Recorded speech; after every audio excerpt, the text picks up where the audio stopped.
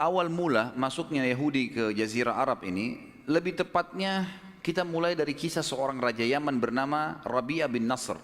Rabi'ah bin Nasr ini seorang raja Yaman dan ia pernah bermimpi satu waktu, dalam beberapa buku sejarah disebutkan, dan dia sangat gelisah dengan mimpi itu. Dia mimpi kerajaannya hancur, segala macam api di sana sini, dia ketakutan. Lalu kemudian pada saat itu Rabi'ah bin Nasr ini bukan penyembah Allah, dia penyembah berhala. Dan banyak sekali ketergantungan partner antara berhala ini dengan dukun-dukun dan peramal penyamun, ini sambungannya gitu kan. Maka dia bertanya kepada para dukun-dukunnya, kira-kira apa alasannya, apa takwilnya mimpi ini. Sebagian dukun-dukunnya mengatakan ini menandakan kerajaan Anda akan hancur sebentar lagi gitu.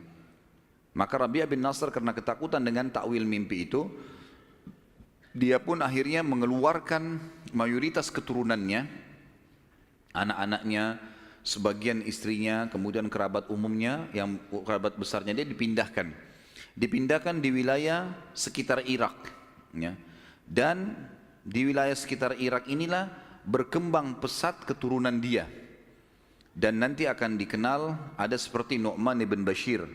Nanti akan ada tentu sentuhan tentang kisah orang ini. Nu'man bin Bashir ini salah satu keturunan Rabi'ah bin Nasr yang waktu dihijrahkan ke Irak, kemudian mereka berkembang di situ di wilayah padang pasir yang luas sehingga menjadi komunitas kerajaan yang besar juga di Irak. Tapi ini keturunan Rabi'ah bin Nasr. Baik, yang sedang kita bahas Rabi'ah bin Nasr. Rabi'ah bin Nasr ini selain memang kerajaannya sangat luas, dia juga terkenal sekali mempertahankan setiap raja. Nanti kalau dia mati harus anaknya yang jadi raja. Anaknya mati maka harus jadi anaknya lagi. Atau kadang-kadang dialihkan, dia tidak alihkan ke saudaranya. Rabi'ah bin Nasr ini kalau mati anaknya jadi raja. Nanti kalau anak yang pertama mati pindah ke anak kedua, anak ketiga, terus dia mau ke keturunannya. Salah satu keturunan Rabi'ah bin Nasr yang terkenal sekali, jadi banyak keturunan dia, tapi diantaranya yang jadi saksi bahasan kita adalah seseorang yang bernama Tabban As'ad. Ini nama yang kedua. Jadi Rabi'ah bin Nasr ini adalah raja dulunya, tapi bukan dia yang sedang kita bahas.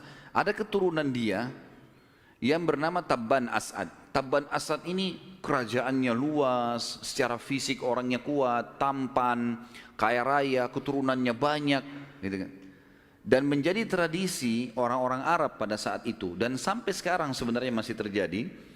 Kalau ada seseorang memiliki kelebihan fisik, keturunannya banyak, orangnya pintar, kaya raya, pokoknya berkumpul pada dia kelebihan-kelebihan duniawi ini, maka dia boleh membuat suku sendiri atas namanya dia. Walaupun suku itu dianggap cabang dari suku induk. Salah satunya adalah Tabban As'ad ini. Tabban As'ad ini karena memiliki banyak kelebihan dunia, di antaranya hampir seluruh wilayah Jazirah Arab, terutama Yaman pada saat itu dikuasai oleh dia. Punya kelebihan fisik, punya kekayaan, punya segala, maka dikeluarkanlah sebuah julukan untuk dia, khusus untuk Raja Yaman, dengan istilah Tubba. Diambil dari nama dia Tabban As'ad. Dalam Al-Quran Allah mengatakan wa qaumu Tubba, dan kaum Tubba. Tubba maksudnya adalah orang-orang Yaman. Dan Yaman ini punya histori memang. Sebagaimana kita tahu juga ada surah nomor 34 dalam Al-Quran namanya surah Saba. Saba adalah nama lainnya negeri Yaman. Jadi memang banyak histori berhubungan dengan negeri ini. Tentu pada saat itu sebab dikeluarkannya istilah Tubba karena raja-raja dunia yang berkuasa juga punya julukan-julukan. Seperti misalnya kalau Persia itu ya, ada istilah Kisra. Kemudian ada Mesir, kita tahu ada Fir'aun ya. Itu kan istilah induk ya.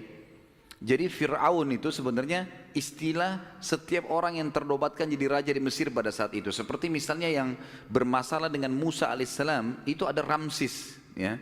Raja lagi namanya Ramsis, tapi dia dikembalikan ke induk istilah raja Mesir Fir'aun. Persia namanya Kisra, Romawi namanya Kaisar, yang sampai sekarang masih dipakai gitu kan. Ini istilah-istilah induk. Sementara Ethiopia namanya Najasyi, dan ini kurang lebih raja-raja yang berkuasa di dunia pada saat itu.